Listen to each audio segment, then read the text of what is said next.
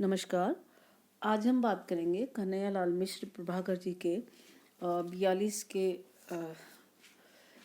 के जो ज्वर की बात कर रहे हैं, जो उनका संस्मरण है। अब हम देखते हैं कि ये बहुत ही महत्वपूर्ण अवतरण है। इसमें क्या कहा गया है मैं आपको बताती हूँ पढ़कर।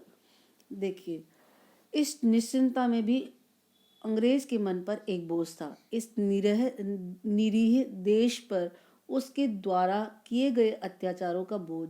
वे द्वितीय महायुद्ध के दिन थे। उसे संसार में अपनी साख भी रखनी थी। भारत मंत्री एम्बरी ने इंग्लैंड के रेडियो से संसार को अपने इस व्यापक दमन का एक जस्टिफिकेशन दिया।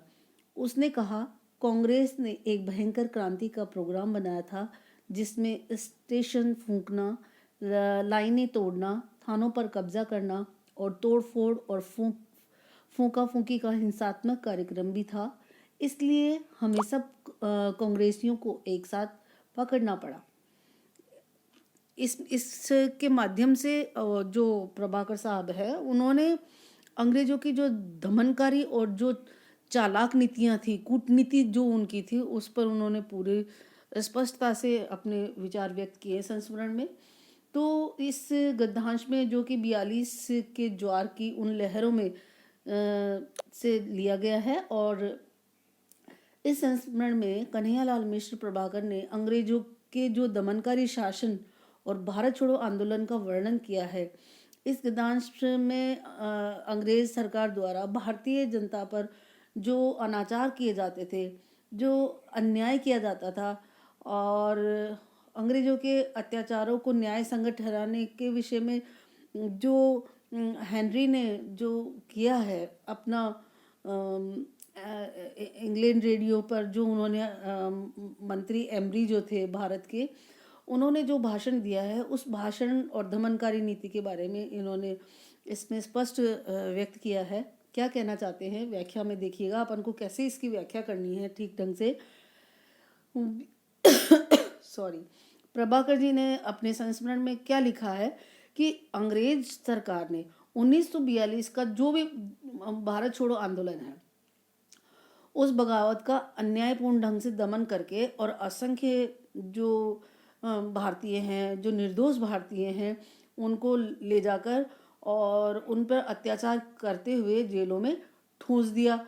और अपने मन में वो निश्चिंत हो गए कि हमने क्रांति को बिल्कुल बाल अवस्था में ही हमने उसको ख़त्म कर दिया है, उसको समाप्त कर दिया है। इनके जो विचार था उसको आगे बढ़ने ही हमने नहीं दिया है।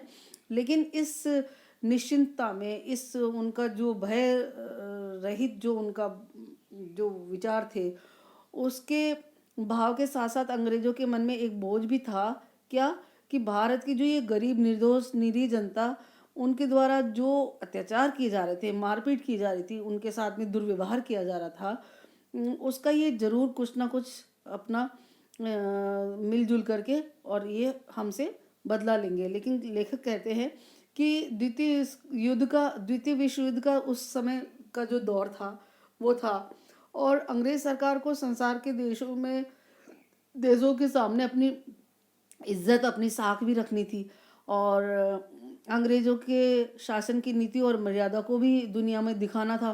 तो इसलिए उन्होंने क्या किया कि उस समय के जो भारतीय मंत्री था, कौन, उस समय का जो भारतीय मंत्री एम्बरी था, उसने इंग्लैंड के रेडियो में संसार के समक्ष इस व्यापक दमन चक्र को एक बहुत ही सोची समझी चाल के तहत न्याय संगत ठहराने के लिए भाषण का प्रसारण कर दिया। आप लोगों को पता है कि जो भी कुछ होता था वो रेडियो पर भाषण और जो कुछ भी एक्टिविटी होती थी तो उसको समाज में रखा जाता था, ताकि जो भी भारतीय जनता है, भारतीय समाज में जो लोग हैं, उन लोगों को ये लगे कि नहीं, अंग्रेजों ने जो कुछ किया है, जो लोग कांग्रेसी थे, जो लोग राष्ट्र को बचाना चाह रहे थे, आज़ाद करवाना चाहते थे, स्वतंत्रता का ये जो बिगुल उन्होंने बजा रखा था, तो उन लोगों के साथ न होकर आम जो जनता, जिसको पता नहीं है कि वास्तविकता क्या है, उनके सामने एक जाल फेंकने की कोशिश करी।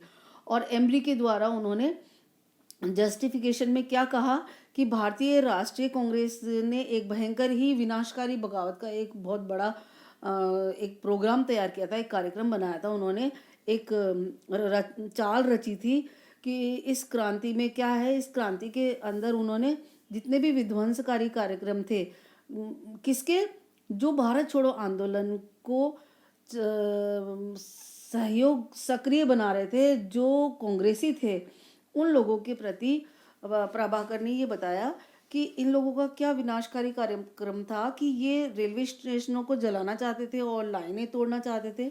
इसी प्रकार से जो थाने वगैरह हैं जहाँ पे जनता को न्याय मिलता है, वहाँ जाकर के और जनता उन पुलिस थानों पर कब्जा करना चाहते थे। तो और भी अन्य ऐसी संपत्ति जो राजकीय संपत्ति मानी जाती थी, सरकारी संपत्ति होती थी, उस संपत्ति को ये नुकसान पहुंचाना चाहते थे और आग लगाकर जितनी भी हिंसात्मक गतिविधियों का ये संचालन करना चाहते थे।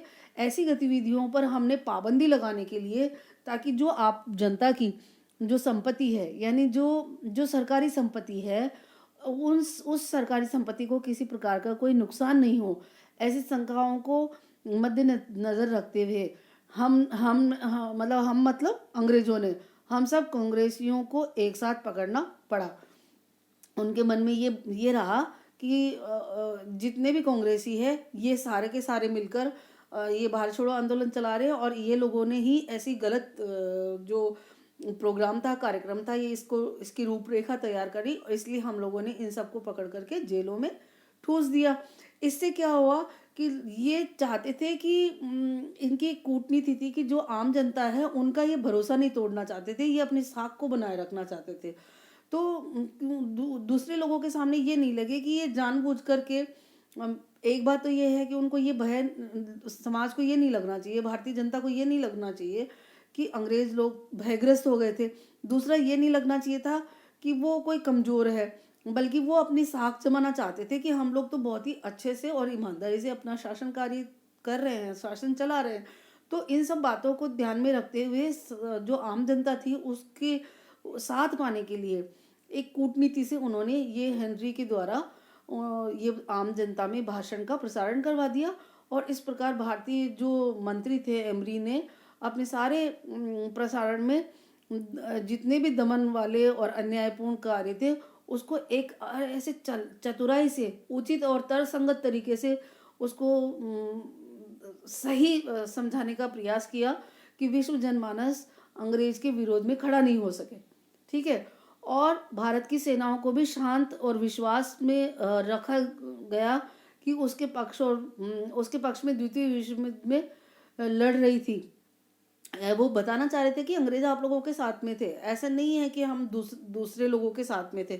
तो जो भारतीय जनता थी उसमें और भारतीय जो सेना थी उन सबको भी उन्होंने अपने कूटनीति के माध्यम से विश्वास में लिया हुआ था। तो ये सारी जो चीज़ें हैं उसको बहुत ही मतलब सटीक तरीके से प्रभाकर जी ने अपने संस्मरण के इस अवतरण में व्यक्त करने का प्रयास किया है। अब हम देखते हैं इसमें कुछ खास क्या है। इसमें बताया है कि अंग्रेज सरकार के दमनात्मक और चालाकीपूर्ण नीतियों का मतलब जो व्यवहार होता था, उन सारे चालाकीपूर्ण व्यवहार, दमन, और उनको किस तरह से विश्वास में लिया जा सकता है, जनता को साथ कैसे रखा जा सकता है, उनको तकलीफ भी दे और उनको पता भी नहीं लगे, तो ऐसे जो आचरण थे उनके, उसको इस अवतरण के माध्यम से बिल्कुल अभिव्यक्ति दी है प्रभाकर साहब ने। और इस अवतरण में भाषा बिल्कुल बोलचाल की सरल है और एकदम विषय जो कि हमारा आम जनता से संबंधित है उस विषयानुकूल इसकी सरल, सहज और प्रभावपूर्ण भाषा है। और जस्टिफिकेशन प्रोग्राम, रेडियो, लाइनें, स्टेशन आदि जो शब्द इसमें प्रयोग किए गए हैं वो शब्द अंग्रेजी शब्दों का सहज और स्वाभाविक प्रयोग इसमें होता हुआ हमें दिखाई देता है। तो इस प्रकार हम बता सकते हैं कि वहाँ की जो अंग्रेजों की उस समय की तत्कालीन परिस्थितियों में किस तरह से दमन किया करते थे, और वो दमनकारी नीतियों के बावजूद भी आम जनता का और भारतीय जो सेना थी उनका साथ लेने के लिए अपने कूटनीतिपूर्ण रवैये को किस तरह से जस्टिफाई करवाना चाहते थे। तो ये सारी चीज़ें हमें इस अवतरण में देखने हमें ये अवतरण में उनके आचरणों से की झांकी हमें मिलती है, और बहुत ही सरल तरीके से जो उस समय कुछ शब्द होते थे जिनका अंग्रेजी शब्दों को यथावत प्रयोग किया है, जैसे प्रोग्राम, रेडियो, लाइन, स्टेशन, ये सारे मतलब अंग्रेजी शब्द हैं जो कि आम बोलचाल में आ गए थे उस समय। इस प्रकार से हम कह सकते हैं कि संस्मरण में जो ये अवतरण है बहुत ही महत्वपूर्ण है और प्रभावात्मक इनकी भाषा है। आज के लिए बस इतना ही। धन्यवाद।